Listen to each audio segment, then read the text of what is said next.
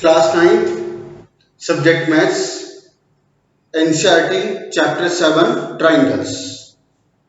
NCERT से page number 124। NCERT से page number 124। अब इस चैप्टर की एक लास्ट कंसेप्ट है, angles opposite to equal sides are equal, और इसका converse sides opposite to equal angles are equal. दो स्टेटमेंट हैं, जैसे ट्राइंगल एबीसी, अगर क्वेश्चन में हमें बोला जाए कि इसकी दो साइड्स इक्वल है, मान लो उसने हमें कहा ए बी इक्वल ए सी, तो प्रॉपर्टी कहती है कि angles opposite to equal sides are equal. किसी ट्राइंगल में अगर दो साइड इक्वल है तो उस ट्राइंगल में उन साइड्स के, उन इक्वल साइड्स के सामने वाले एंगल आपस में इक्वल होंगे। मैं फिर रिपीट करता हूं, उस ट्राइंगल में जो दो साइड इक्वल आपको बताई गई है, उस ट्राइंगल में उन साइड्स के सामने वाले एंगल भी इक्वल होंगे। जैसे हमें इसमें बोला गया ए बी इक्वल ए सी, तो इस ट्राइंगल में ए सी के सामने कौन सा एंगल है? बी इक्वल ए बी के सामने कौन सा एंगल है? सी, तो एंगल बी एंगल सी के इक्वल होगा, ऐसा ये प्रॉपर्टी कहती है। Angles opposite to equal sides. मान लो वो हमें क्वेश्चन में दे कि A C equal B C, A C equal B C, तो ठीक है, फिर बी सी के सामने कौन सा एंगल है? ए सी के सामने कौन सा एंगल है? बी, तो ठीक है, एंगल ए एंगल बी के इक्वल बोला जाएगा। हो सकता है वो हमें कहे B C equal A B, तो प्रॉपर्टी कहती है साइड इक्वल एक अकेले ट्राइंगल में। कंडीशन ये है कि वो एक ट्राइंगल ही होना चाहिए, उसी एक ट्राइंगल की अपनी ही साइड होनी चाहिए। ऐसा नहीं होता कि दो अलग अलग ट्राइंगल है, एक उसकी साइड इक्वल है, एक उसकी साइड इक्वल है, तो उनके एंगल इक्वल होंगे, ऐसा नहीं है। दो अलग अलग ट्राइंगल में एप्लीकेबल नहीं होती, एक ही ट्राइंगल के उसके अपनी ही दो साइड होनी चाहिए। ठीक है, इस बात का ध्यान रखना, क्योंकि मैंने देखा कुछ स्टूडेंट्स ऐसी गलती करते हैं कि अलग अलग ट्राइंगल है, उनकी अपनी एक एक साइड इक्वल है, उनके भी वो एक एक एंगल इक्वल बता देते हैं, और फिर मुझे समझाते हैं जी आपने बताया था कि साइड इक्वल है तो अपोजिट एंगल इक्वल होंगे। बिल्कुल बताया था, लेकिन साथ में कई बार ये भी बताया था कि वो एक ही ट्राइंगल के लिए एप्लीकेबल है, उसी एक ट्राइंगल की उसी की अपनी साइड होनी चाहिए, उसी के ही अपने सामने वाले एंगल होने चाहिए। तो खैर, अगर BC AB इक्वल BC बोलेगा तो ठीक है, AB के सामने एंगल C और BC के सामने एंगल A, तो एंगल A एंगल C के इक्वल होगा। सीधी सीधी प्रॉपर्टी है। इसका उल्टा कर लो, sides opposite to equal angles are equal, कि अगर एक ट्राइंगल में जिस एक ही ट्राइंगल होना चाहिए, उसी ट्राइंगल के अपने एंगल होने चाहिए, तो उसी ट्राइंगल की उन एंगल्स के सामने वाली साइड ली जाएगी, अलग अलग ट्राइंगल पे एप्लीकेबल नहीं है। अगर उसने मान लो हमें दिया हुआ है कि इस ट्राइंगल एबीसी में एंगल बी एंगल सी के इक्वल है, उसने एंगल इक्वल कहा, तो ठीक है, हम इनके अपोजिट साइड इक्वल बता देंगे। एंगल बी के सामने कौन सी साइड है? AC। सी के सामने कौन सी साइड है? AB, तो ठीक है, फिर AC इक्वल AB बता देंगे उसको। हो सकता है वो angle A equal angle B हमें दे, ठीक है, उसने एंगल इक्वल दिया, हम साइड इक्वल बोलेंगे इनके सामने। A के सामने कौन सी साइड है? BC, B के सामने कौन सी साइड है? AC, BC इक्वल AC आ गए।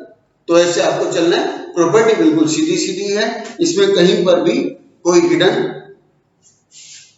मैसेज नहीं है। चलते हैं पेज नंबर 124 पर। मैं जैसे लाइंस एंगल में कहता था कि अगर क्वेश्चन में पैरालाइन हमें दी गई है, पैरालाइन अगर हमें गिवन है, तो हम ऑल्टरनेट, कॉरेस्पॉन्डिंग या को इंटीग्रल के बारे में जरूर सोचेंगे।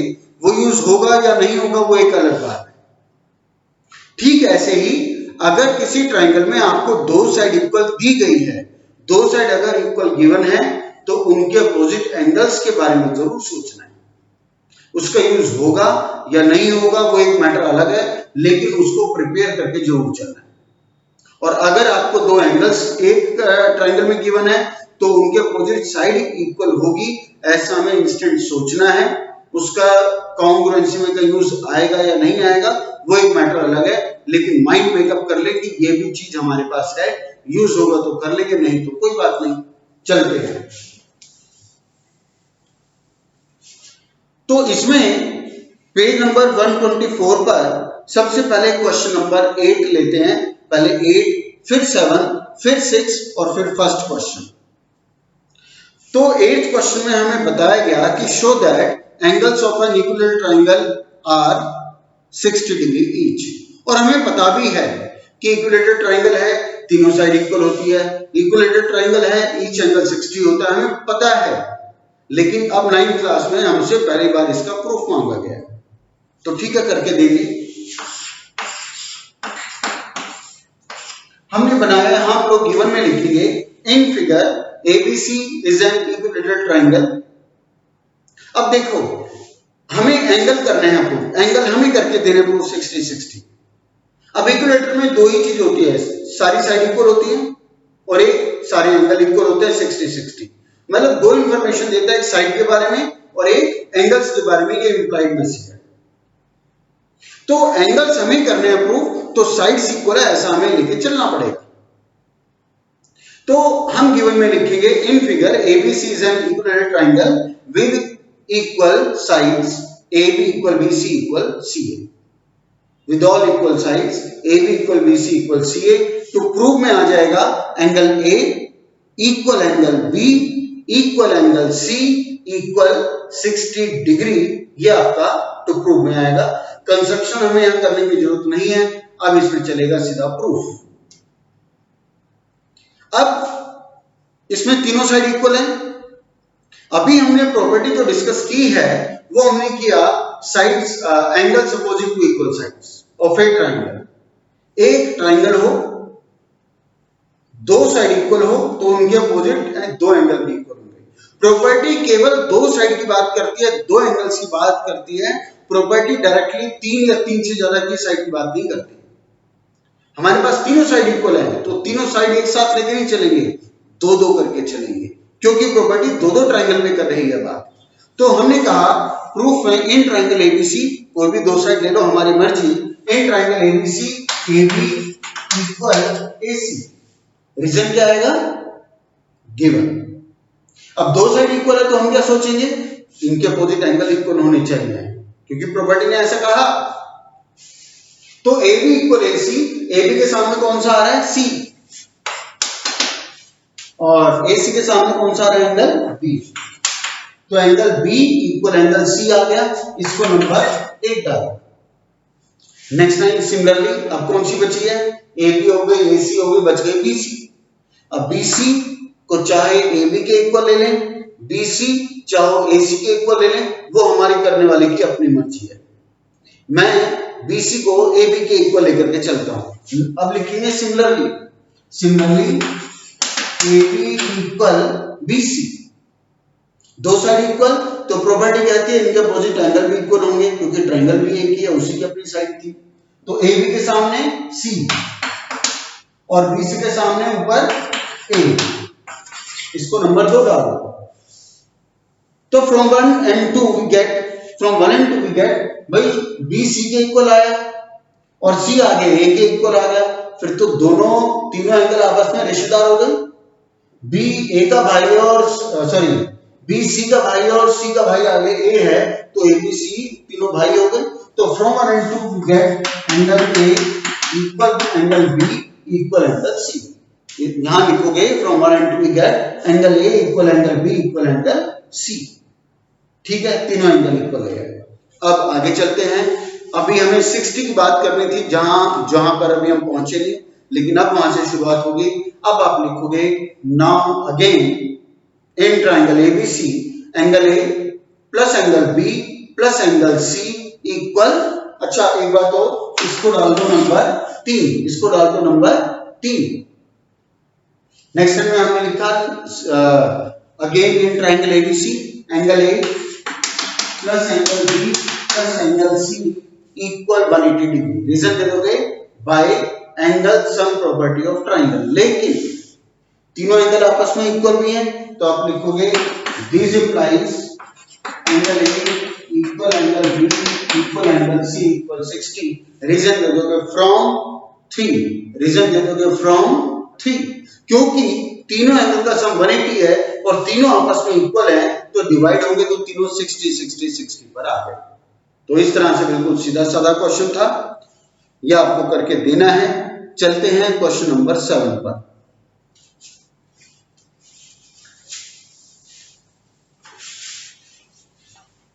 क्वेश्चन नंबर 7 में आपको बोला गया ABC is a right triangle at A।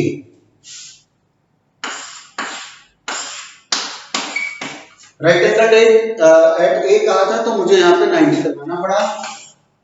बची B और C की बात, उसने नहीं कहा B कहाँ लो C कहाँ लो, तो हमारी अपनी मर्जी, हम B या C को जहां मर्जी लें, मैंने यहां ले लिया।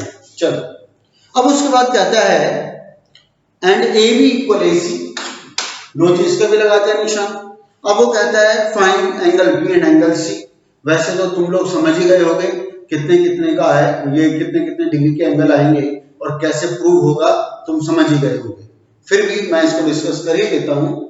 गिवन में तो आएगा in figure ABC is a right angle at A with AB equal AC over to find angle B and angle C solution, क्योंकि फाइंड करना प्रूफ नहीं होगा, सॉल्यूशन होगा।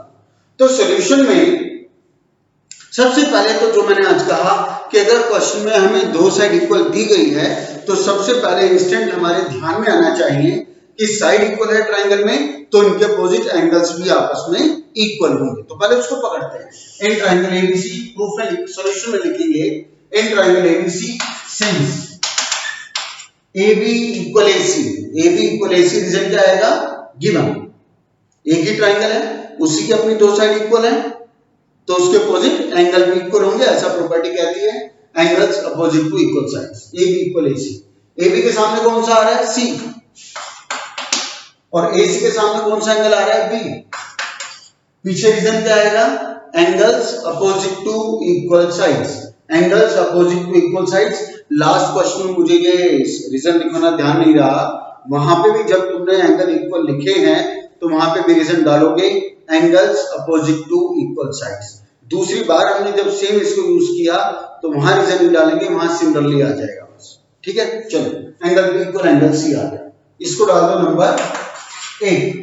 अब now in right triangle ABC angle A plus angle B plus angle C equal 180 degree. Reason आ जाएगा by angle sum property of triangle.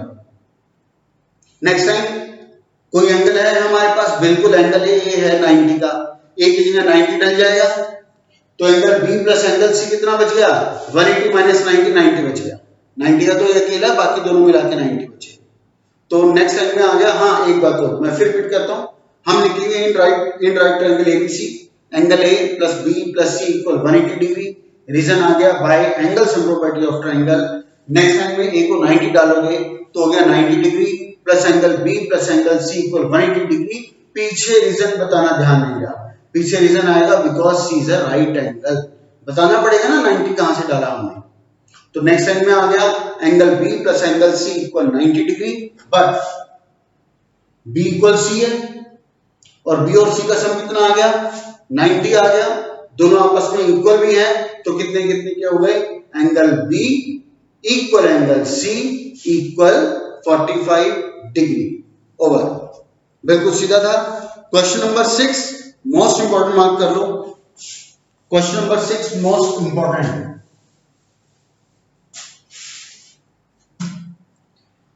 Question number 6 figure हमें दी गई है,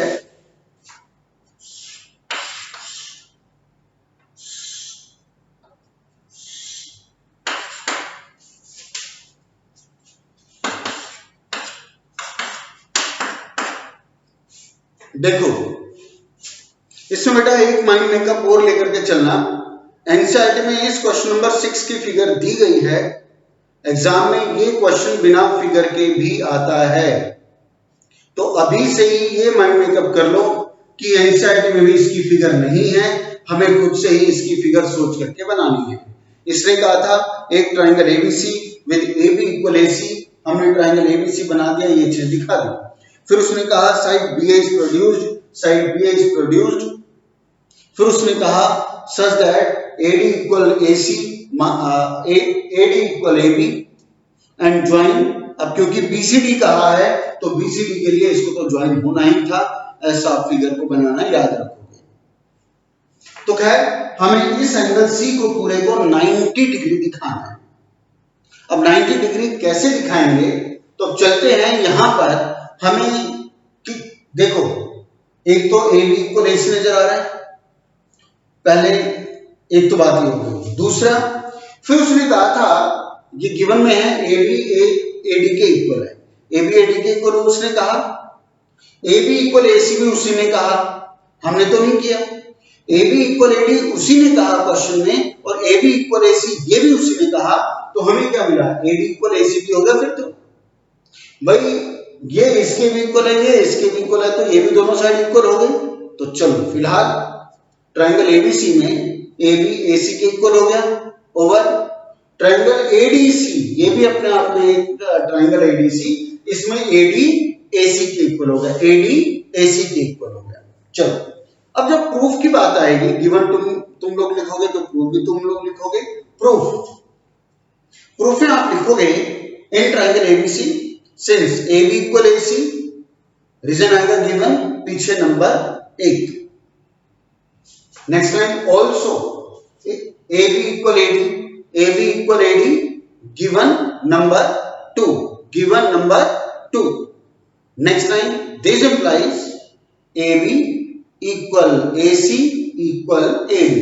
तो from 1 and 2 we get AB equal AC equal AD, ये हो जाएगा तुम्हारा नंबर 3। ठीक है, इसको ध्यान रखना। चलो अब चलते हैं इन ट्राइंगल ABC। सबसे पहले लेते हैं इन ट्राइंगल ABC। इस ABC में दो साइड इक्वल है ना, AB इक्वल AC। अब यहाँ रीजन मत डालो, इसके पीछे रीजन डालो फ्रॉम 3, उसी में हमने सारा दिखा दिया है। इसके पीछे हम रीजन डालेंगे फ्रॉम 3। अब ट्राइंगल ABC में दो साइड इक्वल, तो क्या होगा, प्रॉपर्टी कहती है ट्राइंगल में दो साइड इक्वल तो उसके अपोजिट एंगल इक्वल होंगे। एंगल A इक्वल एंगल 2, क्या आ गया, angle 1 equal angle 2, angle 1 equal angle 2। Reason क्या आएगा, रीजन आ जाएगा angles opposite to equal side. साथ में एक काम और करो, साथ में इसको x भी मान लो कि ये x है, साथ में इसको x भी मान लो कि ये x है, या चलो ऐसे ही रखा रहने दो। पीछे रीजन डाला angles opposite to equal side number 4। अब लिखोगे similarly in triangle DAC, similarly in triangle DAC क्या AC equal AD, AC equal AD कहां से आया, फ्रॉम 3। गिवन में लिखोगे फ्रॉम 3 लिखोगे इसको। चलो इस ट्रायंगल की भी अपनी दो साइड इक्वल, तो प्रॉपर्टी कहती है अपोजिट एंगल भी इक्वल होंगे। कौन से, एंगल 3 इक्वल एंगल 4। AC के सामने 4 आ रहा है और AD के सामने 3 आ रहा है। नंबर 5 इसको डाल दिया, नंबर 5 सिमिलरली लिखिए, रीजन डालना पड़ेगा। चलो अब ये C पूरा, C मतलब 2 और 3, 2 और 3 को मिला के हमें कितना दिखाना था, 90। अब उसकी शुरुआत करते हैं। BCD, BCD अपने आप में एक ट्राइंगल है ना, BCD ये भी अपने आप में एक ट्राइंगल है। अब इसको चलते हैं इन ट्राइंगल BCD क्या, B plus C plus D equal 180 degree by angle sum property of triangle. B कितना 1, C कितना है 2 और 3, D कितना है 4 इक्वल 180। अब देखो हमें C को 90 लाना है, C मतलब 2 एंड 3 को 90 लाना है, तो 2 और 3 हमारी जरूरत है, उसे नहीं छेड़ना। 2 भी रिजर्व करो, 3 भी रिजर्व करो, बच्चा 1 एंड 4 ये हमारी जरूरत नहीं है, ये मांगे नहीं रहा। तो 1 और 4 को यहां एडजस्ट कराना पड़ेगा। हमें जरूरत है 2 की और 3 की, तो 1 और 4 को हटाओ, 2 और 3 को लाओ, ऐसा कोशिश करनी है। तो हमें याद आएगा एंगल 1 किसका रिश्तेदार आया था, एंगल 1 2 का रिश्तेदार लाए थे, तो इस एंगल 1 की जगह हमने लगा दिया एंगल 2, ये 2 ऐसा का ऐसा, ये 3 ऐसा का ऐसा, हमें 4 भी नहीं चाहिए, तो याद आएगा एंगल 4 किसका रिश्तेदार है, एंगल 4 है एंगल 3 का रिश्तेदार, और हमें 3 चाहिए नहीं, तो इस 4 की जगह लगा दिया 3 इक्वल 180 डिग्री। इसके पीछे रीजन डालोगे फ्रॉम 4 and 5, फ्रॉम 4 and 5, तो angle 2 + 2 twice angle 2, 3 + 3 twice angle 3 equal 180 degree. 2 बाहर आ गया,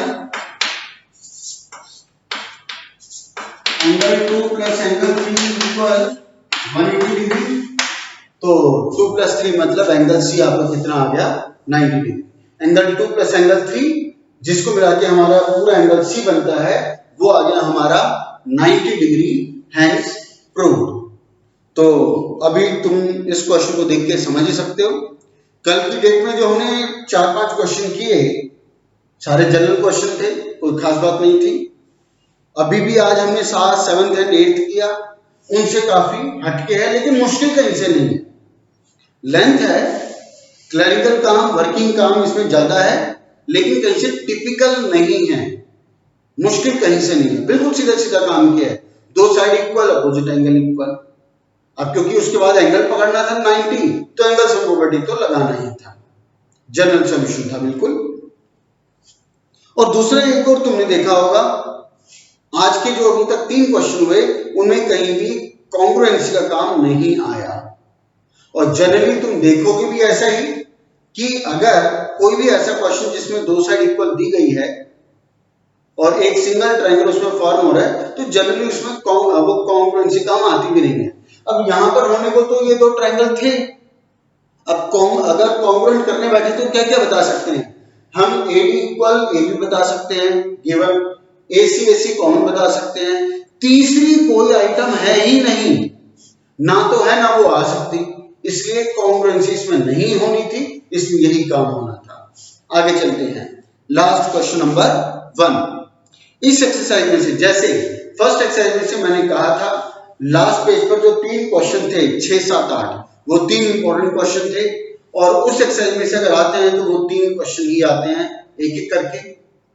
ऐसे ही 7.2, इस 7.2 में से भी एग्जाम में अगर क्वेश्चन आते हैं तो वो आने वाले में से 2 ही क्वेश्चन होते हैं, या तो फर्स्ट या 6th आते हैं, तो इन 2 में से ही आते हैं, अदरवाइज इसमें कोई देने लायक है भी नहीं और जनरली आता भी नहीं है। और इन दोनों में भी अगर प्रायोरिटी बताऊं तो ज्यादा फ्रीक्वेंसी आने की 6th क्वेश्चन की होती है, अदरवाइज फर्स्ट क्वेश्चन की होती है। बाकी तो तुमने देखा किसी क्वेश्चन में कोई कुछ खास था भी नहीं। तो क्वेश्चन नंबर 1 पढ़ लो।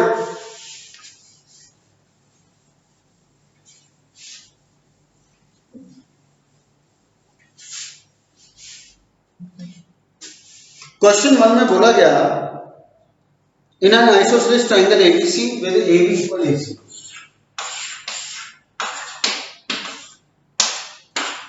लो जी विद AB इक्वल AC हमने लगा दिया। उसके बाद कहता है the bisector of angle B and angle C meet at O।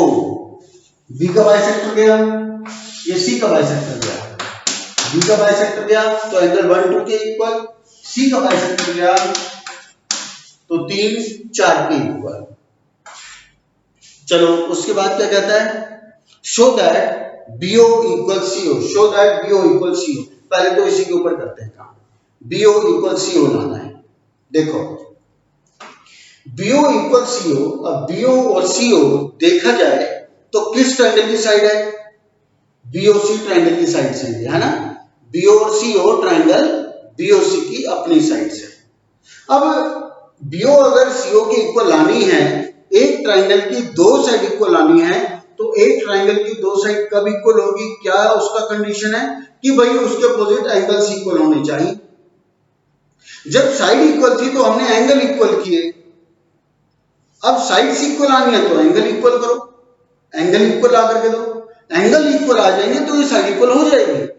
तो बीओ अगर सीओ के इक्वल आना है तो उसके लिए एंगल 2 और एंगल 4 को इक्वल आना चाहिए, क्योंकि सीओ के सामने कौन सा आ रहा है 2 और बीओ के सामने कौन सा आ रहा है 4, एंगल 2 4 के इक्वल आना पड़ेगा, तब ये साइड इक्वल हो जाएगी। अब 2 और 4 कैसे इक्वल आए, तो हमें याद आएगा कि 2 तो खुद 1 का रिश्तेदार है, बाइसेक्टर है, उसके इक्वल है। 4 तो खुद 3 के इक्वल है, उसका रिश्तेदार है, उसका बाइसेक्टर है, उसके इक्वल है। तो इसका मतलब ये दूसरे पर एक दूसरे पर डिपेंडेंट है। ये आएगा तब वो चीज होगी। एक मिनट जरा, हाँ तो ये होगा तब वो चीज होगी। तो अब 2 और 4 के इक्वल आने के लिए अब हम याद करते हैं पूरे बड़े ट्राइंगल एबीसी में, पूरे बड़े ट्राइंगल एबीसी में AB इक्वल AC था ना, AB इक्वल AC, पूरा बड़ा ट्राइंगल एक यूनिक ट्राइंगल है, इसकी अपनी साइड इक्वल है, इसकी अपनी साइड इक्वल है, तो इसकी अपनी साइड के सामने वाले एंगल भी इक्वल होंगे। तो AB के सामने कौन सा एंगल आ रहा है, पूरा C। AC के सामने कौन सा एंगल आ रहा है, पूरा B। रीजन डालेंगे एंगल्स, अब मैं गिवन तुम देख के लिखोगे तो प्रूफ तुम देख करके लिखोगे। प्रूफ की बात करते हैं, प्रूफ में शुरू में आएगा in triangle ABC since AB equal AC, reason डाल दोगे given. Next time this implies angle C equal angle B, reason डाल दोगे angles opposite to equal sides. यहां तक आ गए। अब लाइंस एंड एंगल में हमने बहुत बार ऐसा डिस्कस किया था कि अगर किसी भी क्वेश्चन में बाइसेक्टर देगा तो हाफ या डबल का यूज होता है। कहां हाफ होगा कहां डबल होगा, हमने इसको भी काफी बार डिस्कस किया कि पूरे से छोटा पकड़ना है तो हाफ करेंगे और छोटे से बड़े पर जाना है तो डबल आएगा। तो ऐसे ही पूरा बी और पूरा सी है, हमें तो उनके पार्ट चाहिए तो क्या आएगा, आधा आधा आएगा। तो नेक्स्ट में आ गया half angle C equal half angle B. C B का आधा 1 भी है 2 भी है, कौन सा लें, जिसकी जरूरत है। हमें 2 की जरूरत है, 1 की तो है नहीं ना, तो एंगल बी का आधा ले लेते हैं 2। सी का आधा 3 भी है 4 भी है, हम किसे लें, जिसकी जरूरत है, किसकी जरूरत थी 4 की, उसका आधा ले लिया 4। यही थी ना हमारी जरूरत कि एंगल 2 4 के इक्वल ले आओ। 2 4 के इक्वल आ जाएगा तो इस ट्रायंगल बी और सी में उसके अपोजिट साइड इक्वल आ जाएगी। तो अभी इसके जस्ट बाद लिखा दिस इंप्लाइज 4 के सामने कौन सी साइड है बीओ और 2 के सामने कौन सी साइड है सीओ, 2 के सामने कौन सी साइड है सीओ। इसका रीजन आ जाएगा sides opposite to equal angles, sides opposite to equal angles. ठीक है, चलो इसको डाल दो नंबर। मैं एक बार दोबारा पूरा रिपीट करता हूं। शुरू में लिखोगे प्रूफ है in triangle ABC since AB equal AC given. Next line में this implies angle C equal angle B, reason आ जाएगा angles opposite to equal sides. Next line में आ जाएगा और half angle C equal half angle B, reason आ जाएगा because BO and CO are the bisectors. Next line में 2 और 4 आ गया। नेक्स्ट लाइन में this implies BO equal CO, reason आ जाएगा sides opposite to equal angles of triangle BOC। Triangle का तो नाम ही है ना यहाँ पर कि किस ट्रायंगल के ब्याह पर लिया है हमने ये चीज। तो रीजन में ही तुम डालोगे sides opposite to equal angles of triangle BOC और इसको डाल देंगे नंबर 1 ही आएगा शायद, इससे पहले तो कोई हमने नंबर 1 डाला ही नहीं, तो इसको नंबर 1 डालेंगे। अब ये पहला पार्ट हुआ, वो कहता है सेकंड पार्ट में show that AO is the bisector of angle A. AO is the bisector of angle A.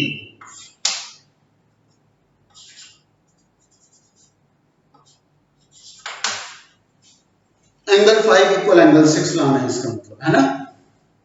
AO is the bisector of angle A के लिए एंगल 5 इक्वल एंगल 6 लाएंगे। कैसे लाएंगे अब ये देखो। अब यहां पर एंगल 5 ये एक अलग ट्रायंगल का एंगल है, 6 ये एक अलग ट्रायंगल का एंगल है। तो यहां तो वो प्रॉपर्टी नहीं करेगी काम की angles opposite to equal sides are equal, क्योंकि दोनों अलग अलग ट्रायंगल हो गए। यहां ये प्रॉपर्टी नहीं कर रही काम।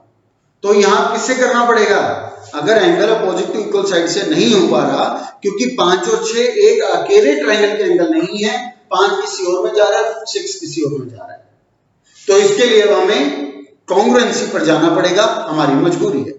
तो कॉन्ग्रुएंसी शुरू करते हैं।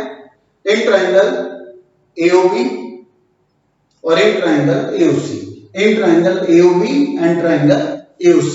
तीन आइटम सोचो, तीन आइटम सोच लो क्या क्या होगी।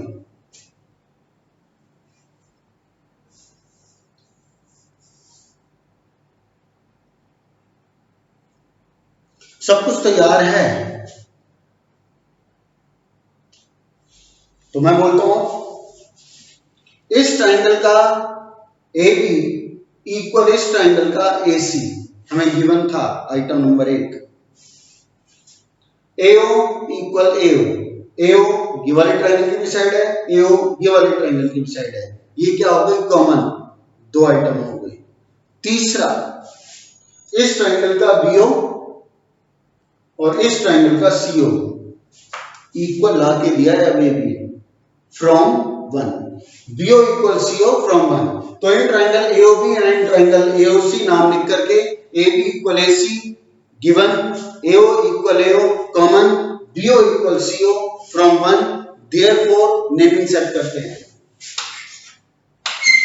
यहां नेमिंग करूंगा इस वाले की, यहां नेमिंग करूंगा इस वाले की, ठीक है। अब वो डायलॉग में नहीं बोलूंगा क्योंकि 2-3 क्लास में लगातार उसके ऊपर बोला था। अब तो तुम्हें वो याद करना है, खुद से याद कर लोगे तो जो जो नेमिंग करूंगा वो समझ आती रहेगी। याद नहीं हुआ होगा तो समझ नहीं आएगी और मैं दोबारा समझाऊंगा भी नहीं।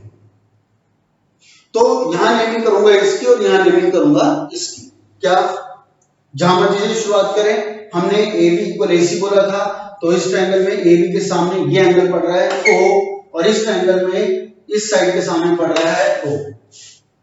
नेक्स्ट हमने 5 को 6 के इक्वल बोला था, 5 मतलब A, 6 मतलब A। अब दो एंगल हो गए, तीसरा तो बचा हुआ हो गए, इसका O हो गया, A हो गया, रह गया 1 मतलब B। इसका O हो गया, A हो गया, रह गया कौन सा C। तो triangle OAB congruent triangle OAC by इससे हुआ triple S, SSS congruency. This implies angle 5 equal angle 6. This implies angle 5 equal angle 6. By simplicity, hence AO is the bisector of angle A. अब ऐसा नहीं है कि 5 और 6 को मैंने इसलिए सिंपलिसिटी में कहा क्योंकि लाना ही था। लॉजिकल, ये इसका भी लॉजिक है, लॉजिकल बात है। कॉन्ग्रुएंट करते वक्त हमने BO को CO के इक्वल बोला था ना, कॉन्ग्रुएंट करते वक्त BO को CO के इक्वल बोला था ना, तो सिंपलिसिटी में तो उसके अपोजिट एंगल ही इक्वल आएंगे। इसके सामने 6 बढ़ रहा है, इसके सामने 5 आ रहा है, इसके सामने 6 आ रहा है, ये लॉजिकल बात थी, इसीलिए हमने इक्वल कहा है। तो this implies AO is the bisector of angle A। तो ये दो क्वेश्चन बहुत अच्छे हैं, बहुत इंपॉर्टेंट है, एक फर्स्ट और एक सिक्स्थ, और वो तुमने करने से देख भी लिया है कि इंपॉर्टेंट हाँ बाकी और से अलग है, बाकी और सभी क्वेश्चन से, लेकिन मुश्किल ये भी नहीं है। बाकी क्वेश्चन से थोड़ा लेंथ जरूर है लेकिन मुश्किल नहीं है बिल्कुल। तो आज के ये हमारे 4 क्वेश्चन हुए। जिस सीक्वेंस में मैंने तुम्हें करवाया है उसी सीक्वेंस में तुम भी करके भेजोगे। और 5th और 6th क्वेश्चन, ये फर्स्ट एंड सिक्स्थ के लिए खास ध्यान रखना, इनकी फिगर, इनका गिवन टू प्रूफ एक ही पेज पर आए। फिगर, गिवन टू प्रूफ सारा एक ही पेज पर आना चाहिए, नेक्स्ट पेज पर कैरी ऑन नहीं होना चाहिए। आज की सवाल यहीं समाप्त। धन्यवाद। इसे सारा करके भेजोगे।